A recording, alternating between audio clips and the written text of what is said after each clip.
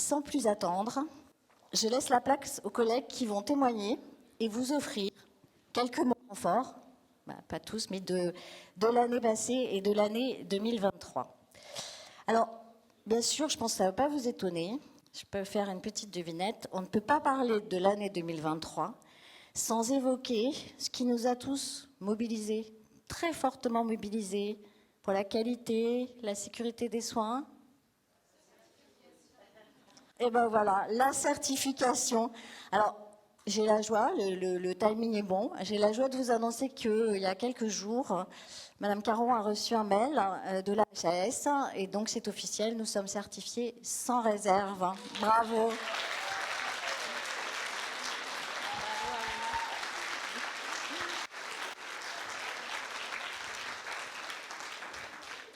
Alors ce beau résultat collectif, on va avoir deux témoins qui vont nous en parler pour revenir un petit peu sur comment ça s'est passé, la certification.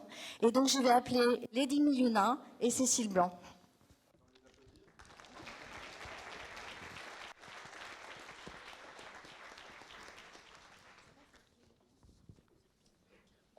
Bonjour, Cécile Blanc, pharmacienne au sein de la direction qualité et responsable de la sécurisation de la prise en charge médicamenteuse sur l'hôpital. Bonjour à tous, Lady Miluna, aide-soignante dans le service de médecine interne et maladies infectieuses. Je ne saurais commencer mon propos sans vous souhaiter les vœux les meilleurs pour cette nouvelle année 2024. Cette cérémonie de vœux est l'occasion de vous faire part de notre travail et de la mise en exergue de tous les process de notre hôpital. Ils font de notre hôpital un établissement de qualité, un établissement sécure qui bénéficie d'une bonne renommée. Il s'agit d'une dynamique autour d'un engagement de femmes et d'hommes dévoués et déterminés, aimant ce qu'ils font. Des professionnels épris d'une dose d'empathie autour d'un management de qualité. Un management fondé sur une écoute attentive, un partage de compétences, des responsables proches des équipes et surtout accessibles. Cette démarche a été le fil conducteur de la certification dont nous avons été gratifiés en 2023. Nous pouvons le dire, la certification est le résultat d'un travail acharné et d'un engagement de chacun des membres de nos équipes. C'est le reflet de notre détermination à respecter la sécurité de nos patients. En obtenant cette certification, nous nous engageons davantage à offrir un environnement bienveillant et respectueux à nos patients et à leurs familles.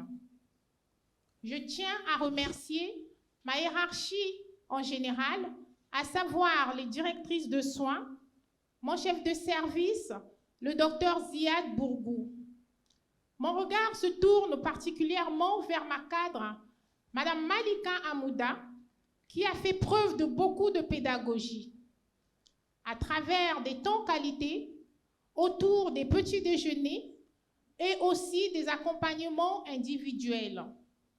Elle a été d'une écoute attentive et bienveillante. C'est grâce à ce professionnalisme que nous pouvons célébrer ce succès aujourd'hui. La certification a été une préoccupation. Je suis contente que nous l'ayons obtenue. Ensemble, continuons à travailler pour offrir des soins de qualité qui répondent aux besoins de ceux qui comptent sur nous. Merci et félicitations à notre hôpital. Nous sommes fiers de ce que nous accomplissons et nous sommes prêts à relever des défis à venir. Merci.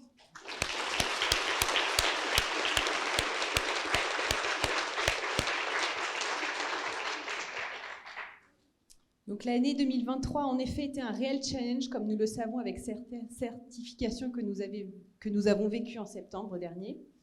Et le sujet de la prise en charge médicamenteuse était un des grands attendus de cette certification. Alors, depuis mon arrivée en 2020 à Simone Veil, il a fallu continuer et pérenniser l'amélioration de la sécurisation de la prise en charge médicamenteuse.